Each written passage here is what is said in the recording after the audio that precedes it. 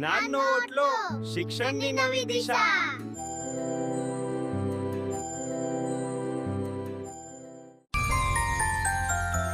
આપના જ્ઞાનની અહીં વાત છે, નવા શિક્ષણની શરૂઆત છે.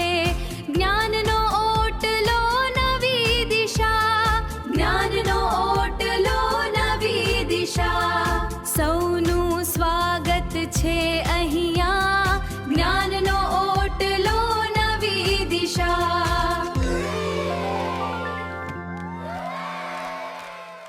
નમસ્કાર મિત્રો, જ્ઞાનનો ઓટલોમાં આપ સૌનું હાર્દિક સ્વાગત છે.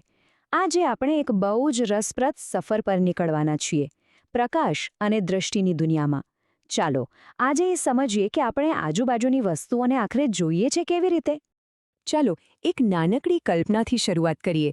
ધારી લો કે તમે એક એવા રૂમમાં છો જ્યાં બિલકુલ સહેજ પણ પ્રકાશ નથી, એકદમ ઘોર અંધારું. તો તમને શું દેખાશે? કંઈ નહીં, બરાબર ને? પણ આવું કેમ? જુઓ, આનું કારણ બહુ સીધું અને સરળ છે. કોઈ પણ વસ્તુને જોવા માટે ખાલી આંખો હોવી જ પૂરતી નથી. જો એવું હોત તો પછી આપણને અંધારામાં પણ બધું જ દેખાવું જોઈતું હતું. તો પછી આંખો સિવાય એવી કઈ બીજી વસ્તુ છે જે આપણને જોવા માટે જરૂરી છે? આ આખી પ્રક્રિયા છે ને, એ ફક્ત 3 સિમ્પલ સ્ટેપ્સમાં થાય છે. સૌથી પહેલાં કોઈ પણ લાઇટનો સોર્સ, જેમ કે સૂરજ કે બલ્બ, એમાંથી નીકળતો પ્રકાશ કોઈ વસ્તુ પર પડે છે. પછી એ પ્રકાશ ત્યાંથી અથડાઈને એટલે કે બાઉન્સ થઈને આપણી આંખોમાં આવે છે, અને બસ જેવી એ લાઇટ આંખમાં પ્રવેશે આપણને એ વસ્તુ દેખાવા લાગે છે. છે ને એકદમ સરળ? સારું, તો એ વાત તો હવે બાકી થઈ ગઈ કે જોવા માટે પ્રકાશ તો જોઈએ જ, પણ આ પ્રકાશ એક જગ્યાએથી બીજી જગ્યાએ જાય છે કઈ રીતે? એનો રસ્તો કેવો હોય છે? ચલો હવે જરા પ્રકાશના આ માર્ગને સમજીએ. વિજ્ઞાનની ભાષામાં કહીએ તો પ્રકાશ જે રસ્તા પર ચાલે છે એને બતાવવા માટે એક સીધી લીટીનો ઉપયોગ થાય છે. આ સીધી લીટીને જ પ્રકાશનું કિરણ કહેવાય છે. તમે કોઈ લેઝર લાઇટ જોઈ હશે? એમાંથી નીકળતો પ્રકાશ કેવો એકદમ સીધી લીટીમાં જતો દેખાય છે. પણ હકીકતમાં આપણને ક્યારેય પ્રકાશનું એકલું દોકલું કિરણ જોવા નથી મળતું.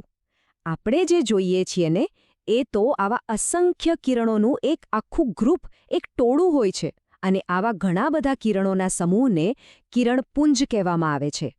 આ સમજવું તો બહુ જ સહેલું છે. તમે રાત્રે કોઈ કારની હેડલાઇટમાંથી નીકળતો પ્રકાશનો શેડો જોયો જ હશે, અથવા તો અંધારામાં ટોર્ચ ચાલુ કરીએ ત્યારે તેમાંથી જે આખો પ્રકાશનો પટ્ટો દેખાય છે ને, એ કિરણપુંજનું બેસ્ટ ઉદાહરણ છે. ચાલો હવે આજના વિષયના સૌથી મજેદાર ભાગ પર આવીએ. જ્યારે પ્રકાશનું આ કિરણ કોઈ વસ્તુ સાથે અથડાય છે ત્યારે ખરેખર શું થાય છે? બસ અહીંથી જ અરીસાનો અસલી જાદુ શરૂ થાય છે, જેને આપણે વિજ્ઞાનની ભાષામાં કહીએ છીએ પ્રકાશનું પરાવર્તન. આ બિલકુલ એવું જ છે જાણે આપણે કોઈ રબરનો દડો દિવાલ પર ફેંકીએ અને ટપ્પી ખાઈને પાછું આવે. બરાબર એ જ રીતે પ્રકાશનું કિરણ પણ જ્યારે અરીસા જેવી કોઈ લીસ્સી અને ચળકતી સપાટી સાથે અથડાય ને ત્યારે એ પાછું ફેંકાય છે. આ જે પાછા ફેંકાવાની ઘટના છે ને, એને જ પ્રકાશનું પરાવર્તન કહેવાય છે. હવે આ પરાવર્તનની આખી પ્રક્રિયાને બરાબર સમજવી હોય ને તો આપણે અમુક શબ્દો સમજવા પડશે, જેમ કે આપાત કિરણ, પરાવર્તિત કિરણ, લંબ, આપાત કોણ અને પરાવર્તન કોણ. ગભરાશો નહીં, આ બધા બહુ જ સહેલા છે. ચાલો એક પછી એક જોઈએ. સૌથી પહેલાં 2 મુખ્ય ખેલાડીઓ. જે કિરણ અરીસાની સપાટી પર આવીને પડે છે એટલે કે જે આવે છે તેને આપાત કિરણ કહેવાય, અને જે કિરણ સપાટી પર અથડાઈને પાછો જાય છે તેને પરાવર્તિત કિરણ કહેવાય છે. એક આવે, બીજું જાય. સિમ્પલ. હવે આ લંબ શું છે? જુઓ, જે જગ્યા પર પ્રકાશનું કિરણ અથડાય છે એ જ પોઈન્ટ પરથી સપાટીને એકદમ સીધી એટલે કે 90 ડિગ્રીના એંગલ પર દોરેલી એક કાલ્પનિક લાઇનને લંબ કહેવાય છે. આ કોઈ સાચી રેખા નથી, પણ એ આપણને ખૂણા માપવામાં મદદ કરે છે. અને હવે આવે છે સૌથી મુખ્ય વાત. પ્રકાશ એની મરજી મુજબ ગમે તેમ પાછો નથી ફેંકાતો હો, એ કેટલાક પાક્કા નિયમોને ફોલો કરે છે. ચાલો પ્રકાશના આ સિક્રેટ રૂલ્સને જાણીએ. પરાવર્તનના મુખ્યત્વે 2 નિયમો છે. પહેલો નિયમ કહે છે કે આપાત કોણ અને પરાવર્તન કોણ એટલે કે આવવાનો એંગલ અને જવાનો એંગલ હંમેશા સરખા જ હોય છે. અને બીજો નિયમ એ છે કે આપાત કિરણ, પરાવર્તિત કિરણ અને લંબ આ ત્રણેય વસ્તુઓ હંમેશા એક જ સમતલમાં એટલે કે એક જ પ્લેનમાં હોય છે. પહેલા નિયમને આપણે ગણિતની ભાષામાં પણ લખી શકીએ. Angle I equals to angle R. આનો સીધો મતલબ એ છે કે જે ખૂણે પ્રકાશનું કિરણ સપાટી પર આવે છે બરાબર એ જ ખૂણેથી એ પાછું પણ ફેંકાય છે. ચાલો આને એક ઉદાહરણથી પાક્કું કરી લઈએ. ધારો કે કોઈ પ્રકાશનું કિરણ લંબ સાથે 40 ડિગ્રીનો ખૂણો બનાવીને અરીસા પર પડે છે, તો જ્યારે એ પાછું ફેંકાશે ને ત્યારે પણ એ લંબ સાથે 40 ડિગ્રીનો જ ખૂણો બનાવશે, એકદમ ચોક્કસ.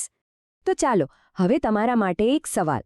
જો કોઈ પ્રકાશનું કિરણ અરીસા પર લંબ સાથે 30 ડિગ્રીના ખૂણે આપાત થાય તો પરાવર્તન કોણ કેટલો હશે? મને ખાતરી છે કે તમને બધાને જવાબ આવડી જ ગયો હશે. ફટાફટ તમારો જવાબ નીચે કોમેન્ટમાં લખી નાખો. ક્યારે વિચાર્યું છે કે આપણે અરીસા સામે ઊભા રહીએ તો આપણો ચહેરો એકદમ ક્લિયર દેખાય, પણ એ જ ચહેરો દિવાલ સામે કેમ નથી દેખાતો? પ્રકાશ તો બંને પર પડે જ છે, રાઈટ? તો ચાલો આજે આપણે પ્રકાશના પરાવર્તનના આ રોજબરોજના પણ મજેદાર રહસ્યને ઉકેલીએ.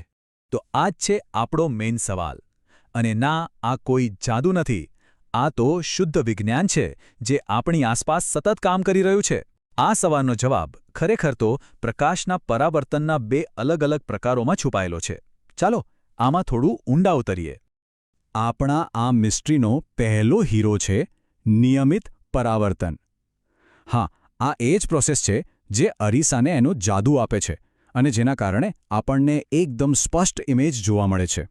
સિમ્પલ ભાષામાં સમજીએ, પ્રકાશના કિરણો એકદમ વ્યવસ્થિત લાઇનમાં આવે છે, સપાટી પર અથડાય છે અને એટલી જ વ્યવસ્થિત લાઇનમાં પાછા ફરે છે, જાણે કે સૈનિકોની એક ટુકડી પરેડમાં ચાલી રહી હોય, એકદમ ડિસિપ્લિન્ડ. અને આ બધું સપાટીના લીસાપણાને કારણે જ શક્ય બને છે. અને આના ઉદાહરણો તો આપણી આસપાસ જ છે. જેમ કે આપણો રોજિંદો અરીસો તો છે જ, પછી રસોડામાં કોઈ નવી નક્કુર સ્ટીલની થાળી હોય એમાં પણ આપણું મોઢું દેખાય છે, ખરું ને? અથવા તો તળાવનું એકદમ શાંત પાણી જેમાં આકાશનું કેવું સરસ પ્રતિબિંબ દેખાય છે. તો આનું ફાઇનલ રિઝલ્ટ શું? આપણને મળે છે એકદમ શાર્પ અને ક્લિયર ઇમેજ. કારણ કે પ્રકાશના બધા કિરણો એક સાથે વ્યવસ્થિત રીતે આપણી આંખોમાં પહોંચે છે અને એટલે જ આપણું મગજ એક સ્પષ્ટ ચિત્ર બનાવી શકે છે. લો, અરીસાના રહસ્યનો અડધો જવાબ તો આપણને મળી ગયો. હવે વાત કરીએ બીજા પ્રકારની. અને સાચું કહું ને, આના વગર તો આપણે દુનિયા જોઈ જ ન શકીએ. આ છે અનિયમિત પરાવર્તન. ભલે અરીસામાં પ્રતિબિંબ જોવું ગમે, પણ આખી દુનિયાને જોવાનો અસલી આધાર તો આના પર જ ટકેલો છે. અહીંયા કહાની બિલકુલ ઊંધી છે. પ્રકાશના કિરણો આવે તો છે એકદમ સમાંતર લાઇનમાં, પણ જેવી એ કોઈ ખરબચડી સપાટી સાથે ટકરાય છે કે તરત જ આમ તેમ બધી દિશાઓમાં ફેલાઈ જાય છે. અહીં કોઈ ડિસિપ્લિન નથી, બધું વેરવિખેર. દિવાલ, ટેબલનું લાકડું, જે ચોપડી આપણે વાંચીએ છીએ એનો કાગળ, કે પછી જે રસ્તા પર આપણે ચાલીએ છીએ, આ બધી જ વસ્તુઓ અનિયમિત પરાવર્તન કરે છે. ભલે આપણને લીસી લાગે, પણ માઇક્રોસ્કોપિક લેવલ પર એ બધી સપાટીઓ ખૂબ જ ખરબચડી હોય છે. અને આ જ સૌથી ઇન્ટરેસ્ટિંગ વાત છે. કિરણો આમ તેમ વિખેરાઈ જાય છે એટલે કોઈ સ્પષ્ટ પ્રતિબિંબ તો બનતું જ નથી. પણ આ જ વિખેરાયેલા કિરણો જ્યારે આપણી આંખો સુધી પહોંચે છે ત્યારે આપણને પેલી વસ્તુ પોતે દેખાય છે. જરા વિચારો, જો કોઈ પુસ્તક અરીસા જેવું ચળકતું હોત તો આપણે અક્ષરો વાંચી શકત? ના, આપણને તો ફક્ત લાઇટનો ઝબકારો જ દેખાત. એટલે કે અનિયમિત પરાવર્તન જ આપણને વસ્તુઓ જોવા માટે મદદ કરે છે. તો ચાલો ફટાફટ આ બંનેની સરખામણી કરી લઈએ. નિયમિત પરાવર્તન એ થાય છે લીસી સપાટી પરથી. કિરણોને સમાંતર રાખીને એક સ્પષ્ટ પ્રતિબિંબ બનાવે છે. બીજી બાજુ અનિયમિત પરાવર્તન એ થાય છે ખરબચડી સપાટી પરથી. કિરણોને વિખેરી નાખે છે અને એટલે જ આપણે વસ્તુને પોતે જોઈ શકીએ છીએ. બસ આટલો જ ફરક છે. એક આપણને આપણો ચહેરો બતાવે છે તો બીજું આખી દુનિયા. અહીં એક બહુ જ રસપ્રદ સવાલ મગજમાં આવે છે. જો અનિયમિત પરાવર્તનમાં કિરણો ગમે તેમ વિખરાઈ જાય છે, તો શું આનો મતલબ એવો થાય કે વિજ્ઞાનનો જે મૂળભૂત નિયમ છે એ અહીં તૂટી જાય છે? ઘણા લોકોને એવું જ લાગે છે કે હા, અહીં નિયમોનું પાલન નથી થતું, કારણ કે બધું અવ્યવસ્થિત લાગે છે. પણ શું વિજ્ઞાનના નિયમો આટલી સહેલાઈથી તૂટી શકે? શું લાગે છે? અને જવાબ છે એક મોટો ના. પરાવર્તનના નિયમો યુનિવર્સલ છે. એ ક્યારેય તૂટતા નથી. ભલે પરાવર્તન નિયમિત હોય કે અનિયમિત, નિયમો તો પૂરેપૂરા પડાય જ છે. આ જ તો વિજ્ઞાનની સુંદરતા છે. તો પછી એવું કેમ લાગે છે કે નિયમ તૂટે છે? ચાલો સમજીએ. વિજ્ઞાનનો નિયમ શું કહે છે? આપાત કોણ હંમેશા પરાવર્તન કોણ જેટલો જ હોય. એટલે કે જે એંગલ પર કિરણ આવે એ જ એંગલ પર પાછું જાય. હવે દિવાલ જેવી ખરબચડી સપાટીને ઝૂમ કરીને જોઈએ તો એ પહાડો અને ખીણો જેવી દેખાય. પ્રકાશનું દરેક એક કિરણ જ્યારે આવા કોઈ નાના ઢોળાવ પર પડે છે ત્યારે તે તો નિયમનું પાલન કરે જ છે. પણ દરેક ઢોળાવનો ખૂણો અલગ અલગ હોવાથી દરેક કિરણ અલગ દિશામાં પાછું ફરે છે. એટલે નિયમ નથી તૂટતો, પણ સપાટીની રચના જ કિરણોને બધી દિશામાં વિખેરી નાખે છે. મજાની વાત છે ને? તો હવે આપણે બરાબર સમજી ગયા કે અરીસો કેમ પ્રતિબિંબ બતાવે છે અને દિવાલ કેમ નહીં. અને એ પણ જાણી લીધું કે વિજ્ઞાનના નિયમો ક્યારેય તૂટતા નથી. તો હવે એક સવાલ તમારા માટે. જરા તમારી આસપાસ નજર ફેરવો. એવી કઈ વસ્તુ છે જેનું કામ જ અનિયમિત પરાવર્તન પર ચાલે છે? જરા વિચારો. જો એ વસ્તુ અરીસા જેવી એકદમ ચળકતી હોત તો શું થાત? તમારો જવાબ નીચે કોમેન્ટમાં જરૂરથી લખજો. શરૂઆત કરીએ એક એવા જાદુથી જે ખરેખર તો આપણને બધાને એક ખૂબ જ જાણીતી જગ્યાએ જોવા મળે છે. ખરું ને? ક્યારે વિચાર્યું છે આના વિશે? આમ જુઓ તો સવાલ બહુ સામાન્ય છે, પણ એની પાછળ જે વિજ્ઞાન છે ને એ ખરેખર બહુ રસપ્રદ છે. તો ચાલો આજે આપણે સાથે મળીને આ કોયડો ઉકેલીએ. સારું, તો ચાલો સમજીએ કે પ્રકાશની આ આખી રમત, આખું જાદુ સ્ટેપ બાય સ્ટેપ કેવી રીતે કામ કરે છે. જુઓ, આનું આખું રહસ્ય છે પ્રકાશની બેવડી સફર, મતલબ કે ડબલ જર્ની. થાય છે શું કે સૌથી પહેલાં આપણા માથાના પાછળના ભાગમાંથી આવતો પ્રકાશ એ વાળંદના હાથમાં જે નાનો અરીસો હોય છે ને એના પર પડે છે. પછી એ નાનો અરીસો એ પ્રકાશને સામેવાળા મોટા અરીસા પર ફેંકે છે. અને ફાઇનલી એ મોટો અરીસો એ પ્રકાશને સીધો આપણી આંખોમાં મોકલે છે. એટલે જુઓ, એક નહીં પણ 2 વાર પરાવર્તન થયું. આ જ તો છે અસલી ખેલ. અને હા, આ જે ઘટના આપણે જોઈ એનું એક ખાસ વૈજ્ઞાનિક નામ પણ છે.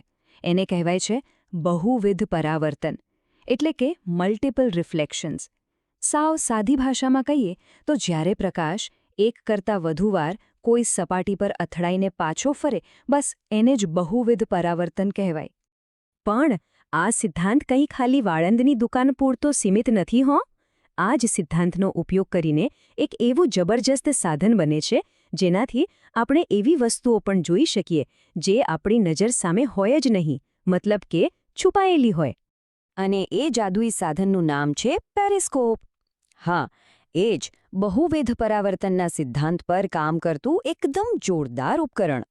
તો સવાલ એ છે કે આ ઝેડ આકારની દેખાતી સાદી નળી એવું તો શું કરે છે કે આપણે દિવાલની પાછળ કે કોઈ ખૂણાની બીજી બાજુ પણ જોઈ શકીએ? ચાલો એનું પણ રહસ્ય જાણી જ લઈએ. ખરેખર એની બનાવટ છે તો એકદમ સિમ્પલ, પણ કામ બહુ સ્માર્ટ કરે છે. જુઓ, સૌથી પહેલાં જે પણ વસ્તુ આપણે જોવી છે એનો પ્રકાશ પેરિસ્કોપના ઉપરના ખુલ્લા ભાગમાંથી અંદર આવે છે અને ત્યાં 45 ડિગ્રીના ખૂણે ગોઠવેલા પહેલા અરીસા સાથે ટકરાય છે. હવે ત્યાંથી એ પ્રકાશ વળીને સીધો નીચે જાય છે, જ્યાં બીજો અરીસો પણ એ જ રીતે 45 ડિગ્રી પર ગોઠવેલો હોય છે. અને બસ એ બીજો અરીસો પ્રકાશને સીધો જોનારની આંખમાં ફેંકી દે છે. આ 2 અરીસાની સિમ્પલ ગોઠવણ જ આખો જાદુ કરે છે. અને ના, આ કોઈ ખાલી રમકડું નથી. આનો તો રિયલ લાઈફમાં બહુ જ ગંભીર અને મહત્વનો ઉપયોગ થાય છે. વિચારો, સબમરીનની અંદરથી પાણીની સપાટી પર શું ચાલી રહ્યું છે એ જોવા માટે, અથવા તો સૈનિકો માટે બંકરમાં સુરક્ષિત રહીને દુશ્મન પર નજર રાખવા માટે પેરિસ્કોપ એક લાઈફ સેવિંગ ટૂલ સાબિત થાય છે. તો હવે આપણે બહુવિધ પરાવર્તનનું રહસ્ય તો જાણી લીધું છે.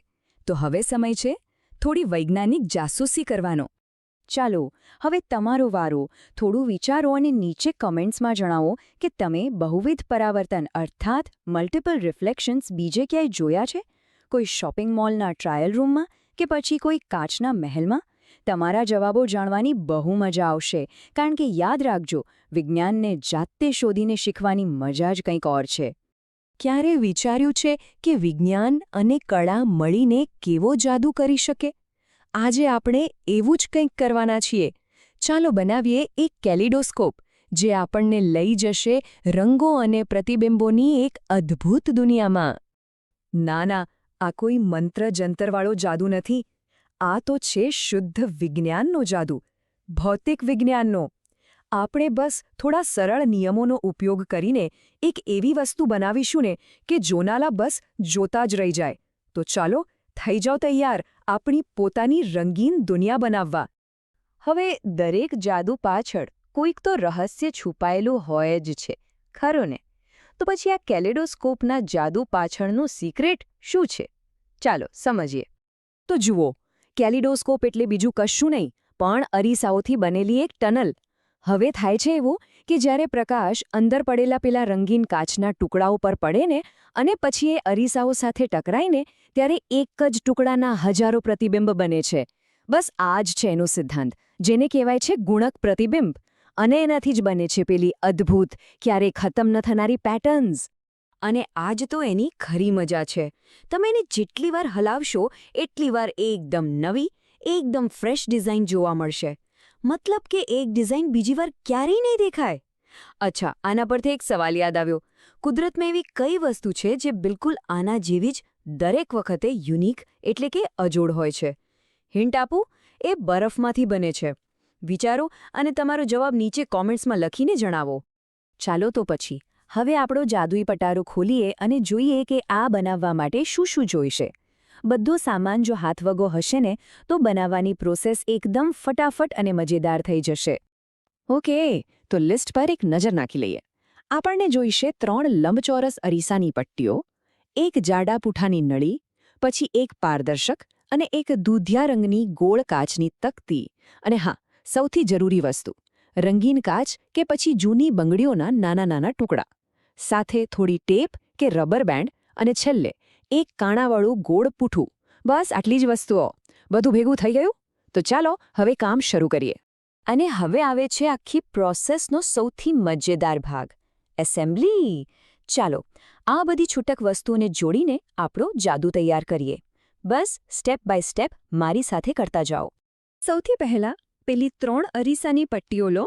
એને એવી રીતે ગોઠવો કે એની ચળકતી સપાટી અંદરની તરફ રહે, એટલે કે એક ત્રિકોણ જેવું બનશે, એક પ્રિઝમ. એને ટેપ કે રબર બેન્ડથી બરાબર બાંધી દો.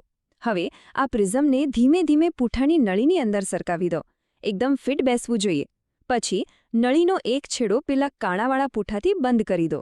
બસ અહીંથી જ આપણે અંદરની દુનિયા જોવાના છીએ. ચાલો હવે આમાં જાન નાખીએ, એટલે કે રંગો ભરીએ. નળીનો જે બીજો છેડો ખુલ્લો છે ત્યાં પહેલાં પેલી પારદર્શક કાચની તકતી મૂકો. હવે આવે છે સૌથી મજાનો ભાગ. એના પર તમારા મનપસંદ રંગીન કાચના કે બંગડીના ટુકડા નાખી દો અને પછી એને ઉપરથી દૂધિયા કાચની તકતીથી બંધ કરી દો. પણ હા, એક વાતનું ખાસ ધ્યાન રાખજો, એને એકદમ ટાઈટ બંધ નથી કરવાનું. ટુકડાઓને અંદર હલવા ફરવા માટે એટલે કે નાચવા માટે થોડીક જગ્યા તો જોઈએ ને. છેડો બરાબર સીલ કરી દો. અને હા, અહીંયા તમે તમારી ક્રિએટિવિટી વાપરી શકો છો. વિચારો જોઈએ, કાચના ટુકડા સિવાય બીજું શું શું વાપરી શકાય? રંગીન મોતી, ચમકી કે પછી સૂકા ફૂલોની પાંદડીઓ. તમને સૌથી ક્રિએટિવ આઈડિયા કયો આવે છે નીચે કોમેન્ટ્સમાં લખો. અને બસ થઈ ગયું. વાહ, જુઓ, આપણું પોતાનું હાથથી બનાવેલું કેલેડોસ્કોપ એકદમ તૈયાર છે. પોતાની બનાવેલી વસ્તુનો આનંદ જ કંઈક ઓર હોય છે, સાચું ને? તો ચાલો હવે એ ઘડી આવી ગઈ છે જેની આપણે ક્યારના રાહ જોતા હતા. આપણા પોતાના બનાવેલા આ જાદુઈ યંત્રની અંદર છુપાયેલી અદ્ભુત દુનિયાને જોવાનો સમય થઈ ગયો છે. તો બસ પેલું કાણું છે ત્યાં આંખ લગાવો, કેલિડોસ્કોપને પ્રકાશ તરફ રાખો અને ધીમે ધીમે એને ગોળ ફેરવો. શું જોયું? અંદર કેવી દુનિયા દેખાઈ? રંગબેરંગી ફૂલો જેવી ડિઝાઇન, કે પછી જાણે આકાશના તારા એકસાથે જબૂકી રહ્યા હોય એવું, કે પછી કંઈક એવું જેનું શબ્દોમાં વર્ણન જ ન થઈ શકે. દરેક વખતે કંઈક નવું જ દેખાશે. તો તમને સૌથી સુંદર ડિઝાઇન કઈ જોવા મળી એનો અનુભવ અમારી સાથે નીચે કોમેન્ટ્સમાં શેર કરવાનું ભૂલતા નહીં. ચાલો એક સાવ સીધા સાદા સવાલથી શરૂ કરીએ. આપણે જે સૂર્યપ્રકાશ જોઈએ છીએ એ કેવો દેખાય? સફેદ કે પછી ક્યારેક આછો પીળો? બરાબર ને? પણ શું આટલી જ વાત છે? શું આ સફેદ દેખાતા પ્રકાશની અંદર પણ કોઈ ભેદ છુપાયેલો હોઈ શકે? ચાલો આની જરા ઊંડાણમાં જઈને તપાસ કરીએ. તો ચાલો સૂર્યપ્રકાશના આ રહસ્યને ઉકેલવાની આપણી સફર શરૂ કરીએ. આપણે સાથે મળીને એક પછી એક કડી જોડીશું અને જોઈશું કે સત્ય શું છે. આપણી આ જાસૂસીમાં પહેલી અને સૌથી સુંદર કડી છે મેઘધનુષ્ય. અરે વાહ! આપણે બધાએ ચોમાસામાં વરસાદ પછી આકાશમાં પથરાયેલું એ સુંદર મજાનું મેઘધનુષ્ય તો જોયું જ છે. પણ ક્યારેય વિચાર્યું છે કે આ બધા રંગો આકાશમાં આવે છે ક્યાંથી? શું સાચે જ કોઈ આકાશમાં પીંછી લઈને રણ પૂરી જાય છે? ના, આજ તો આપણો સૌથી મોટો સંકેત છે. અને હા, મેઘધનુષ્યમાં કેટલા રંગો હોય છે? બિલકુલ સાચું, 7. આ જે 7નો આંકડો છે ને એને બરાબર યાદ રાખજો, કેમ કે આ જ આપણા આજના રહસ્યને ખોલવાની ચાવી છે. તો ચાલો, હવે સમય આવી ગયો છે કે આપણે મેઘધનુષ્યના પડદા પાછળ શું છુપાયેલું છે એ જાણીએ. આખરે આ 7 ખૂબસૂરત રંગોનું રહસ્ય છે શું? તો આ રહ્યા એ 7 રંગો: જાંબલી, નીલો, વાદળી, લીલો, પીળો, નારંગી અને રાતું. અને આ ક્રમ છે ને, એને યાદ રાખવા માટે એક મસ્ત શોર્ટકટ પણ છે. જાની વાલી પી ના રા. છે ને એકદમ સહેલું. અને હવે આવે છે મુખ્ય વાત. સાંભળીને નવાઈ લાગશે, પણ આ 7 રંગો બીજે ક્યાંયથી નથી આવતા. એ તો સીધા જ પેલા સૂર્યપ્રકાશમાંથી આવે છે, જેને આપણે સફેદ સમજતા હતા. હા, તમે બિલકુલ સાચું સાંભળ્યું. જે પ્રકાશ આપણને સફેદ દેખાય છે એ ખરેખર તો આ 7 રંગોનું મિશ્રણ છે. વિજ્ઞાનની ભાષામાં આ જાદુઈ ઘટનાનું એક ખાસ નામ છે. એને કહેવાય છે પ્રકાશનું વિભાજન. ચાલો, હવે સમજીએ કે આ વૈજ્ઞાનિક રીતે કામ કેવી રીતે કરે છે. તો આ પ્રકાશનું વિભાજન એટલે શું? બહુ સહેલું છે. જ્યારે સૂર્યનો સફેદ પ્રકાશ કોઈ માધ્યમમાંથી પસાર થાય, જેમ કે વરસાદનું પાણીનું ટીપું હોય કે પછી કાચનો પ્રિઝમ, ત્યારે એ પોતાના અંદર છુપાયેલા મૂળ 7 રંગોમાં વહેંચાઈ જાય છે. વિચાર કરો, પાણીનું એક નાનકડું ટીપું પણ સૂર્યપ્રકાશના રંગોને બહાર લાવવાની તાકાત ધરાવે છે. સારું, તો આખી પ્રક્રિયા થાય છે કેવી રીતે? ચાલો સમજીએ. વિચારો કે સૂર્યપ્રકાશનું એક સફેદ કિરણ પ્રિઝમમાં દાખલ થાય છે. જેવો એ અંદર જાય એ થોડું વળે છે. અને બસ અહીં જ બધો કમાલ થાય છે. દરેક રંગ, જાંબલીથી લઈને લાલ સુધી, થોડા અલગ અલગ ખૂણા પર વળે છે, અને એટલે જ એ બધા એકબીજાથી છૂટા પડી જાય છે. અને જ્યારે એ પ્રિઝમની બીજી બાજુથી બહાર નીકળે છે ને, ત્યારે એક સફેદ કિરણની જગ્યાએ આપણને 7 રંગોનો એક સુંદર પટ્ટો જોવા મળે છે. 1માંથી 7. આ જ તો છે વિજ્ઞાનનો જાદુ. હવે ઘણાને એમ લાગશે કે આવું બધું જોવા માટે તો વરસાદ પડે, એની રાહ જોવી પડે કે પછી પ્રિઝમ શોધવો પડે. પણ ના, એવું નથી. આ વૈજ્ઞાનિક જાદુ તો આપણી રોજિંદી જિંદગીમાં પણ ચારે બાજુ વેરાયેલો પડ્યો છે. ક્યારે સાબુના પરપોટાને હવામાં ઉડતા ધ્યાનથી જોયા છે? સૂર્યપ્રકાશમાં એ કેવા રંગબેરંગી ચમકે છે. એ બીજું કંઈ નહીં પણ પ્રકાશના વિભાજનનો જ કમાલ છે. અથવા તો ઘરમાં પડેલી કોઈ જૂની સીડી કે ડીવીડીની ચળકતી સપાટીને જરા પ્રકાશમાં ફેરવીને જોજો, એના પર પણ તમને મેઘધનુષ્ય જેવા જ સુંદર રંગો દેખાશે. તો હવે વારો છે તમારો. અમે જે ઉદાહરણો આપ્યા એ સિવાય આપણી આસપાસ પ્રકાશના વિભાજનનો આ રંગીન જાદુ બીજે ક્યાં ક્યાં જોવા મળે છે? જરા વિચારો, આજુબાજુ નજર દોડાવો અને તમારા જવાબો નીચે કોમેન્ટ્સમાં અમને ચોક્કસ જણાવો. ચાલો જોઈએ કે કોણ સૌથી વધુ ઉદાહરણો શોધી કાઢે છે. તો આજે આપણે એ જાણ્યું કે સફેદ દેખાતો સૂર્યપ્રકાશ ખરેખર તો 7 રંગોનો બનેલો છે. પણ આ એક નવા અને બહુ જ રસપ્રદ સવાલને જન્મ આપે છે કે ભાઈ, જો સૂર્યપ્રકાશમાં બધા જ રંગો હોય તો પછી આપણને વસ્તુઓ અલગ અલગ રંગની કેમ દેખાય છે? કોઈ પાંદડું લીલું જ કેમ દેખાય છે અને કોઈ ફૂલ લાલ જ કેમ દેખાય છે? આનો જવાબ પણ વિજ્ઞાન પાસે છે. નમસ્કાર. આપણી આસપાસની દુનિયા કેટલી સુંદર અને રંગીન છે નહીં? ફૂલો, આકાશ, આપણા પ્રિયજનો, આ બધું આપણે આપણી આંખોથી માણીએ છીએ. પણ શું ક્યારેય વિચાર્યું છે કે આ નાનકડી આંખની અંદર આખરે છે શું? તો ચાલો આજે આપણે આપણી આંખની અંદર એક રોમાંચક સફર પર જઈએ. તમે ક્યારેય વિચાર્યું છે કે આપણી આંખ એક સુપર સ્માર્ટ હાઈટેક કેમેરાની જેમ કેવી રીતે કામ કરે છે? હા, આજે આપણે આ જ રહસ્યને ઉકેલવાના છીએ. કારણ કે સાચું કહું તો આપણી આંખ કોઈ જૈવિક અજાયબીથી ઓછી નથી. તો ચાલો આપણી આ જર્નીની શરૂઆત કરીએ અને સમજીએ આપણી આંખના જાદુને, જે ખરેખર એક સ્માર્ટ કેમેરા જેવું જ છે. જી હા, સાચું સાંભળ્યું. આપણી આંખ એક એવા સ્માર્ટ ઓટોમેટિક કેમેરા જેવી છે જે સતત આપણી આસપાસની દુનિયાના ફોટા પાડતી રહે છે. એનો આકાર લગભગ ગોળ હોય છે અને એની ઉપર એક મજબૂત પડ હોય છે જે એને બહારના આંચકાઓથી બચાવે છે. હવે સૌથી મજાની વાત, આપણે પ્રકાશના એક કિરણની પાછળ જઈશું અને જોઈશું કે એ આંખની અંદર ક્યાંથી પસાર થાય છે અને કેવી રીતે આપણને બધું દેખાય છે. તો આ છે આપણો રોડ મેપ. સૌથી પહેલાં પ્રકાશ કોર્નિયામાં એન્ટર થશે, પછી આઇરિસ અને કીકી તેને કંટ્રોલ કરશે, ત્યાંથી લેન્સ તેને ફોકસ કરશે અને છેલ્લે એ પહોંચશે રેટિના પર. ચલો આ દરેક સ્ટેપને નજીકથી જોઈએ. આપણો પહેલો સ્ટોપ છે કોર્નિયા, એટલે કે પારદર્શક પટલ. સમજો કે આ આંખનો મેઇન ગેટ છે. તે એકદમ ટ્રાન્સપરન્ટ હોય છે જેથી પ્રકાશ સરળતાથી અંદર આવી શકે અને સાથે સાથે તે આંખનું રક્ષણ પણ કરે છે. જેવો પ્રકાશ કોર્નિયામાંથી અંદર જાય છે એ મળે છે આઇરિસને. આ જ એક કલરફુલ ભાગ છે જે આપણી આંખોને તેનો યુનિક રંગ આપે છે. પછી એ બ્લુ હોય, બ્લેક હોય કે પછી બ્રાઉન. અહીં એક મજાની વાત છે. આપણે જે આંખોનો રંગ કહીએ છીએ એ ખરેખર તો આપણા આઇરિસનો રંગ છે. તો તમારી આંખોનો રંગ કયો છે? અમને નીચે કોમેન્ટ્સમાં જરૂરથી જણાવજો. પણ આઇરિસનો અસલી જાદુ તો હવે શરૂ થાય છે. એની બરાબર વચ્ચે જે નાનું કાળું ટપકું છે, જેને કીકી કહેવાય છે, એને એ કંટ્રોલ કરે છે. જ્યારે આપણે બહુ અજવાળામાં હોઈએ ત્યારે કીકી નાની થઈ જાય છે અને જેવું અંધારું થાય એ મોટી થઈ જાય છે, જેથી આંખમાં કેટલી લાઇટ જવી જોઈએ તે પરફેક્ટલી એડજસ્ટ થઈ શકે.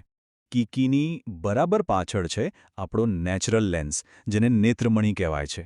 આનું કામ બહુ સિમ્પલ છે. અંદર આવતા પ્રકાશના કિરણોને ભેગા કરીને આંખના પાછળના પડદા પર બરાબર ફોકસ કરવાનું, જેથી એકદમ શાર્પ ઇમેજ બને. અને હવે આપણે પહોંચ્યા છીએ આપણી સફરના સૌથી ઇમ્પોર્ટન્ટ ડેસ્ટિનેશન પર, રેટિના. આને તમે આંખની સ્ક્રીન અથવા તો સિનેમા હોલનો પડદો પણ કહી શકો. રેટિના એ આંખના પાછળના ભાગમાં આવેલો એક લાઇટ સેન્સિટિવ પડદો છે. બિલકુલ થિયેટરની સ્ક્રીનની જેમ લેન્સ જે પણ ઇમેજ ફોકસ કરે છે તે અહીં બને છે. પણ આ કોઈ સામાન્ય સ્ક્રીન નથી. આ સ્ક્રીનમાં લાખો કરોડો નાના લાઇટ સેન્સિટિવ સેલ્સ હોય છે. મુખ્યત્વે બે પ્રકારના, શંકુકોષો એટલે કે કોન સેલ્સ અને દંડકોષો એટલે કે રોડ સેલ્સ. આ બંનેનું કામ એકદમ અલગ છે. કોન સેલ્સ આપણને રંગો જોવામાં મદદ કરે છે, જેમ કે લાલ, લીલો અને વાદળી. પણ એમને કામ કરવા માટે ભરપૂર લાઇટ જોઈએ. બીજી બાજુ રોડ સેલ્સ ઓછા અજવાળામાં કે રાતના અંધારામાં જોવામાં મદદ કરે છે, પણ એ બ્લેક એન્ડ વ્હાઇટમાં જ જોઈ શકે છે, કલરમાં નહીં. તો રેટિના પર ઇમેજ તો બની ગઈ, પણ શું આપણું કામ અહીં પૂરું થઈ ગયું? જરાય નહીં. અસલી ખેલ તો હવે શરૂ થાય છે, કારણ કે હવે પિક્ચરમાં એન્ટ્રી થશે આપણા મગજની. રેટિના પર રહેલા આ લાખો સેલ્સ બનેલી ઇમેજને એક ઇલેક્ટ્રિકલ સિગ્નલમાં ફેરવી દે છે.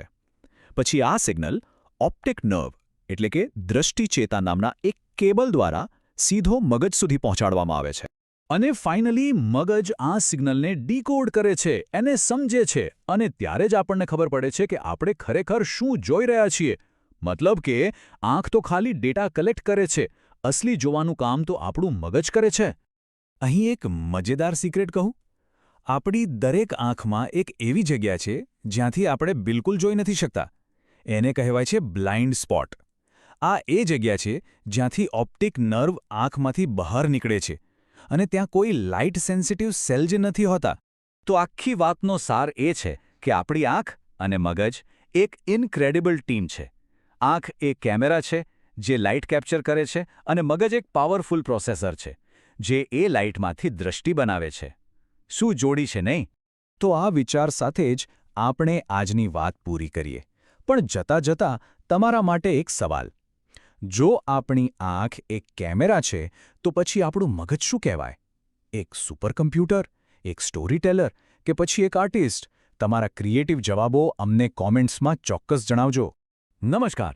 ચાલો આજે એક સફર પર જઈએ.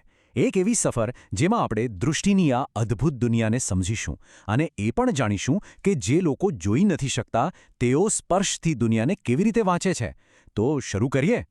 ક્યારેય વિચાર્યું છે કે આપણી આંખો ખરેખર શું છે? એક કુદરત તરફથી મળેલી એક અમૂલ્ય ભેટ છે. આખી રંગીન દુનિયાને જોવાની એક બાલી. જુઓ કેટલી સરસ વાત કહેવાય છે. આપણી આંખો એક કુદરતે આપેલી સૌથી સુંદર અને અમૂલ્ય ભેટ છે. તેના વિના આખી દુનિયા અંધકારમય લાગે છે. સાચે જ આ એક વાક્ય આંખોનું બધું જ મહત્વ સમજાવી દે છે. તો સવાલ એ થાય કે આટલા કિંમતી કેમેરાની સંભાળ કેવી રીતે રાખવી? જે રીતે આપણે કોઈ મોંઘા કેમેરાના લેન્સને સાચવીએ છીએ, બસ એ જ રીતે આપણી આંખોની પણ કાળજી લેવી પડે. તો ચાલો હવે જોઈએ આંખોની સંભાળ માટેની એક નાનકડી ગાઈડબુક. આમાં કેટલાક બહુ જ સરળ પણ એટલા જ જરૂરી નિયમો છે જે આપણી દૃષ્ટિને તંદુરસ્ત રાખવામાં મદદ કરે છે. તો આપણી આંખોને સ્વસ્થ રાખવા માટેના 4 જાદુઈ નિયમો છે. પહેલું, પ્રકાશનું સંતુલન. બીજું, યોગ્ય અંતર જાળવવું. ત્રીજું, આંખોને ક્યારેય ચોળવી નહીં. અને ચોથું, વિટામિન એથી ભરપૂર ખોરાક લેવો. ચાલો આ દરેકને જરા નજીકથી જોઈએ. પહેલો નિયમ છે પ્રકાશ વિશે.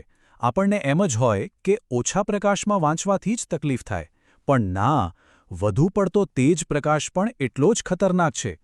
ઓછા પ્રકાશથી આંખો ખેંચાય, માથું દુખે, તો બીજી બાજુ સીધો સૂર્ય કે કોઈ તેજ લાઇટ સામે જોવાથી તો આંખની રેટિનાને પણ નુકસાન થઈ શકે છે.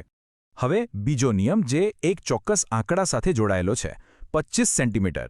આંખો પર બિનજરૂરી ભાર ન આવે એ માટે વાંચતી વખતે પુસ્તકને આંખોથી ઓછામાં ઓછું આટલું દૂર રાખવું જોઈએ. આ એક આદર્શ અંતર છે. અને હવે ત્રીજો અને સૌથી કામનો નિયમ. આંખમાં કંઈક જાય એટલે આપણો હાથ સીધો ચોળવા માટે જ જાય છે, ખરું ને? પણ આજથી યાદ રાખજો, આવું ક્યારેય નહીં કરવાનું. આંખ ચોળવાથી વધુ નુકસાન થાય છે. સાચો રસ્તો એ છે કે તરત જ સ્વચ્છ, ઠંડા પાણીથી આંખો ધોઈ નાખવી. અને ચોથો નિયમ છે પોષણ. શું તમને ખબર છે કે આપણી આંખોનો પણ એક ફેવરેટ ખોરાક હોય છે? એ છે વિટામિન એ. એની ઉણપ હોય તો રતાંધળાપણું જેવી સમસ્યાઓ થઈ શકે છે. એટલે જ ડાયટમાં ગાજર, બ્રોકોલી, પાલક, પપૈયું, કેરી અને દૂધ, માખણ, ઈંડા જેવી વસ્તુઓ જરૂર રાખવી જોઈએ. તો હવે એક સવાલ. આ લિસ્ટમાંથી એવી કઈ વસ્તુ છે જે આંખો માટે તો સારી છે જ, પણ ખાવાની પણ ખૂબ મજા આવે છે? નીચે કોમેન્ટ્સમાં જરૂરથી જણાવજો. આપણે આંખોની દેખભાળ વિશે તો ઘણી વાત કરી, પણ ચાલો એક ક્ષણ માટે એ લોકો વિશે વિચારીએ જેમની દુનિયામાં દૃષ્ટિનો પ્રકાશ નથી. તેઓ દુનિયાને કેવી રીતે સમજે છે? તો ચાલો હવે આપણે સ્પર્શથી વાંચવાની આ અદ્ભુત કળા વિશે જાણીએ. આ એક એવી જાદુઈ પદ્ધતિ છે જેણે લાખો લોકો માટે જ્ઞાનના દરવાજા ખોલી દીધા છે. આ પદ્ધતિને કહેવાય છે બ્રેલ લિપિ. સીધા શબ્દોમાં કહીએ તો આ એક એવી સિસ્ટમ છે જેમાં કાગળ પર ઉપસેલા ટપકાને આંગળીના ટેરવે સ્પર્શ કરીને વાંચી અને લખી શકાય છે. દરેક મહાન શોધ પાછળ એક પ્રેરણાદાયક કહાની હોય છે, અને આ અદ્ભુત લિપિની શોધ પાછળની કહાની જોડાયેલી છે તેના શોધક લુઈ બ્રેલ સાથે. આ વર્ષ યાદ રાખવા જેવું છે, 1832. આ એ જ વર્ષ હતું જ્યારે લુઈ બ્રેલે પોતાની આ ક્રાંતિકારી પદ્ધતિને દુનિયા સામે મૂકી અને લાખો લોકોના જીવનમાં જ્ઞાનનો ઉજાસ ફેલાવ્યો. અને સૌથી આશ્ચર્યજનક અને પ્રેરણા આપતી હકીકત તો એ છે કે આ સિસ્ટમના શોધક લુઈસ બ્રેલ પોતે પણ દ્રષ્ટિહીન હતા. એમણે પોતાના જ પડકારને લાખો લોકો માટેની તકમાં ફેરવી દીધો. તો આ સિસ્ટમ કામ કેવી રીતે કરે છે? બહુ જ સિમ્પલ. વાંચનાર વ્યક્તિ કાગળ પર ઉપસેલા ટપકાઓ પર હળવેથી પોતાની આંગળીઓ ફેરવે છે અને એ સ્પર્શથી જ અક્ષરો અને શબ્દોને ઓળખી લે છે. આ ખરેખર સ્પર્શની ભાષા છે. તમને જાણીને નવાઈ લાગશે કે આખી બ્રેલ લિપિ, મૂળાક્ષરો, અંકો, વિરામચિહ્નો બધું જ ફક્ત 63 અલગ અલગ પેટર્ન પર આધારિત છે. બસ આટલામાં જ આખી ભાષા સમાઈ જાય છે. અદ્ભુત છે ને? આખી બ્રેલ સિસ્ટમનો પાયો આ એક સેલ છે. જુઓ, એમાં 6 ટપકા માટેની જગ્યા છે, 2 ઊભી લાઈનોમાં. હવે આ 6માંથી કયા ટપકાને ઉપસાવવા એના આધારે જ અલગ અલગ અક્ષરો બને છે. કેટલું સરળ અને છતાં કેટલું અસરકારક! અને એવું બિલકુલ નથી કે બ્રેલ આજે ફક્ત પુસ્તકો સુધી જ સીમિત છે. ના, આ સિસ્ટમ હવે એટલી આગળ વધી ગઈ છે કે તેનો ઉપયોગ ગણિતના અઘરા સમીકરણો માટે, વૈજ્ઞાનિક સંકેતો માટે અને હા, કમ્પ્યુટર ટેકનોલોજીમાં પણ થાય છે. તો દૃષ્ટિની સંભાળથી લઈને સ્પર્શની ભાષા સુધીની આપણી આ સફર હવે પૂરી થવા આવી છે. પણ જતા પહેલાં એક વિચાર મનમાં આવે છે.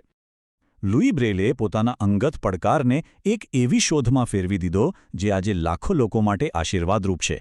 શું એવી બીજી કોઈ મહાન શોધો યાદ આવે છે જે કોઈના પડકારમાંથી જન્મી હોય અને આજે આખી દુનિયાના કામમાં આવી રહી હોય? જરૂરથી વિચારજો અને તમારા વિચારો નીચે કોમેન્ટ્સમાં લખજો. આ આખી સમજૂતીમાં અમારી સાથે જોડાવા બદલ અને ધ્યાનથી સાંભળવા બદલ આપ સૌનો ખૂબ ખૂબ આભાર.